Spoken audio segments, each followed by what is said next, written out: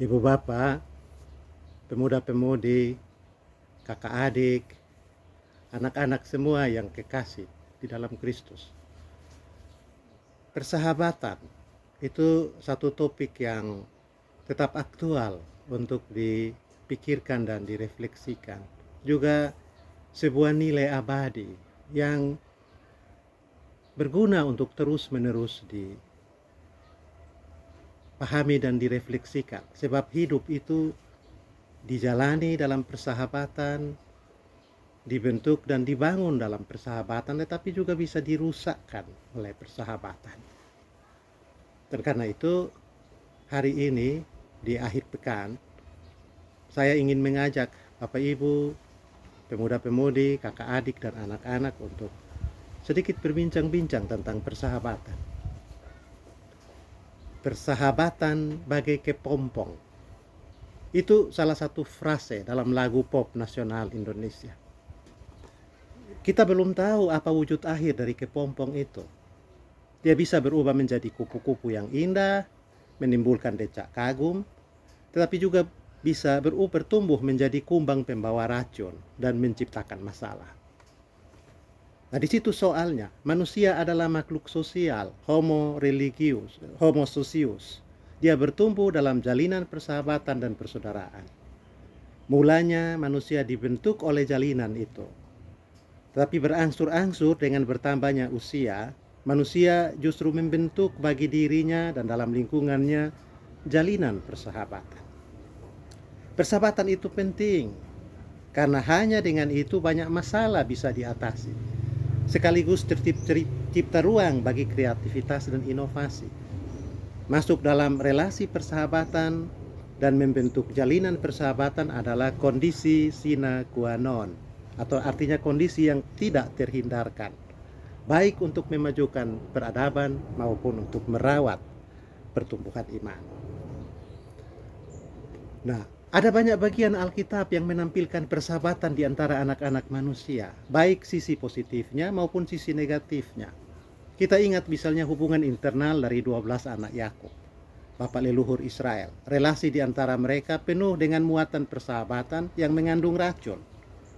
Tapi beruntunglah ke-12 orang bersaudara itu berhasil mengubah racun tadi menjadi madu, sehingga bisa dijadikan fondasi pembentukan satu bangsa yang kuat. Kalau periksa Amsal 18 ayat 24, ada satu pernyataan yang menarik tentang persahabatan. Disebut di situ ada teman yang mendatangkan kecelakaan, tetapi ada juga sahabat yang lebih karib daripada seorang saudara. Nah, ini dua sisi dari relasi pertemanan dan persahabatan. Pertemanan menjadi efektif jika dirawat atau dijadikan tempat untuk berbagi dan bertukar kesedihan, tetapi pertemanan juga bisa menjadi lahan subur kepahitan, luka batin, dan penyebar racun. Nah, kualitas persahabatan di antara anak manusia bisa dilihat di ujung relasi mereka. Kalau para sahabat tetap merawat kontak, menjalin silaturahmi, senantiasa menunjukkan respek, usai periode kolaborasi, itu tanda persahabatan sejati yang mereka bentuk. Hubungan pertemanan seperti itu seumpama kepompong yang melahirkan kupu-kupu. Sebaliknya, di ujung periode kolaborasi tidak ada lagi kontak intensif, jalinan silaturahmi putus, dan satu pihak menjelek-jelekkan pihak lain. Itu isyarat bahwa persahabatan ibarat kepompong yang berubah menjadi kumbang beracun. Persahabatan mereka tidak lebih dari sebuah persekongkolan sesaat. Nah, Markus 2 ayat 1 sampai 12 merupakan sebuah teks yang indah melukiskan positif dan negatif dari sebuah persahabatan. A friend indeed is a friend in need. Begitu sebuah peribahasa masyarakat Inggris Raya. Sahabat sejati adalah teman dalam kesulitan dan kebutuhan. Inilah yang ditampilkan 4 orang laki-laki yang menggotong seorang lumpuh di atas dipan untuk dibawa kepada Yesus saat Yesus sedang mengajar di rumah Kapernaum. Sahabat sejati adalah orang yang rela berkorban, ya, siap menghadapi resiko, bahkan yang paling buruk sekalipun, untuk orang yang berada dalam kesulitan dan yang sedang dalam ancaman. Keempat orang itu membuka atap rumah agar bisa menurunkan sahabat mereka yang sakit di depan Yesus. Dan tentu tujuannya adalah kesembuhan rekan mereka karena terapi yang Yesus berikan. Membongkar atap rumah merupakan tindakan berani dan ongkos finansial maupun sosial yang besar. Tetapi itu tidak jadi masalah bagi keempat orang itu. Mereka siap menanggung ongkos finansial dan biaya itu. Ada dua motif yang mendasari kesediaan mereka. Pertama, kemurnian ikatan persahabatan yang mereka bangun. Tekad yang mereka miliki itu mendorong hati dan energi mereka untuk bekerja bagi sang sahabat. Persahabatan yang penuh belas kasihan itulah yang ternyata mampu membuka jalan ketika tampak jalan buntu. Kedua, pengenalan yang benar dan sungguh kepada Yesus sebagai penyembuh yang berbela rasa dan non-diskriminatif. Dan itu yang membuat mereka berani untuk membawa sahabat mereka kepada Yesus. Nah, yang super dari teks ini adalah respons atau tanggapan Yesus terhadap keberanian dan kesungguhan keempat sahabat itu. Markus mencatat bahwa Yesus melihat iman mereka. Dan ini sebuah ungkapan yang indah. Indah karena iman itu bukan satu konsep abstrak atau rumusan yang indah, tapi iman itu memiliki wujud dan bentuk yang konkret, bisa dilihat dan dapat diamati. Salah satu dari wujud iman adalah persahabatan yang total dan otentik dari empat teman si lumpuh itu. Dan itu yang Yesus lihat. Yesus menyembuhkan si lumpuh karena terpesona dengan bangunan persahabatan yang ditunjukkan keempat teman si lumpuh itu. Nah, toh dalam bacaan yang sama, Markus 2 ayat 1-12, kita juga jumpai persahabatan ibarat kepompong yang berujung kekecewaan, menimbulkan kepahitan dan merasa diabaikan.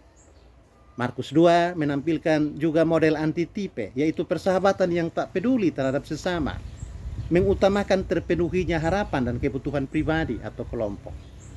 Model ini ditampilkan oleh kumpulan orang-orang di sekitar tempat Yesus mengajar hal kerajaan Allah di rumah Kapernaum. Orang yang membentuk kerumunan di sekitar Kapernaum tentu sahabat sejati dari si lumpuh. Mereka tentu kenal dengan baik sang pasien, tapi sama sekali tidak ada tindakan membuka jalan dan inisiatif memberi ruang bagi keempat sahabat si lumpuh untuk menghampiri Yesus sambil mengusung dipan si lumpuh. Nah, kita berhadapan di sini dengan persahabatan yang hampir menyerupai persekongkolan. Nah, Bapak Ibu, kakak adik, pemuda-pemudi dan anak-anak, ada dua hal bisa kita pelajari dari Markus 2 ayat 1-12 dalam hubungan dengan kiat membangun persahabatan. Dengan target persahabatan itu menyiapkan daya sembuh tingkat tinggi bagi luka-luka yang timbul, tapi juga menjadi energi dasar untuk karya-karya kreatif dan inovatif di dalam masyarakat. Pertama, bangunlah kontak yang positif dengan semua orang yang hadir di sekitar hidup kita. Terimalah mereka sebagai sesama tanpa membangun praduga awal yang bersifat sektarian. Memang di kemudian hari baru akan jelas bagi kita siapa sahabat sejati dan siapa yang hanya sekedar menjadi teman sesaat. Tetapi janganlah sekali-kali memulai hidup dengan memilih-milih sahabat. Semua kriteria kita tentang sahabat bisa saja meleset.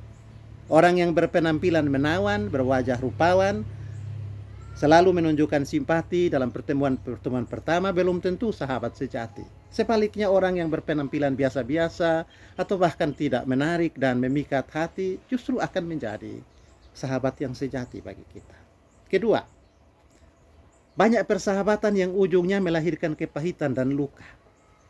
Dan sejarah merupakan panggung sandiwara. Tidak ada satupun orang yang terhindar dari tragedi hidup dalam persahabatan.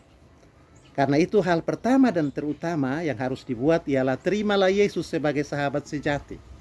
Biarkan dia yang pertama menempati ruang hati dan kamar jiwamu. Kalau kamar utama dalam hatimu sudah ditempati Yesus, dengan sendirinya akan terseleksi siapa sahabat-sahabatmu yang bisa ikut menemani dan mendiami hati dan hidupmu. Dan siapa saja teman-teman yang hanya sekedar datang untuk mendapatkan keuntungan atau mengeksploitasi keberadaan Anda. Kalau Yesus kita jadikan sahabat pertama dan terutama untuk mendiami kamar pribadi hidup kita, itu juga sama dengan kita melakukan antisipasi, yaitu menyiapkan balsem atau obat mujarab untuk menyembuhkan luka-luka batin dan mengubah kepahitan menjadi kebahagiaan kalau persahabatan kita merupakan kepompong beracun. Ketiga dan yang terakhir, karena persahabatan selalu mengandung madu sekaligus racun, patutlah setiap orang percaya membuat pembedaan antara pertemanan dan persahabatan. Bertemanlah dengan semua orang, tetapi bangunlah persahabatan hanya dengan orang-orang yang hidupnya berpadanan dengan pengajaran sahabat sejati dalam hidupmu, yaitu Yesus.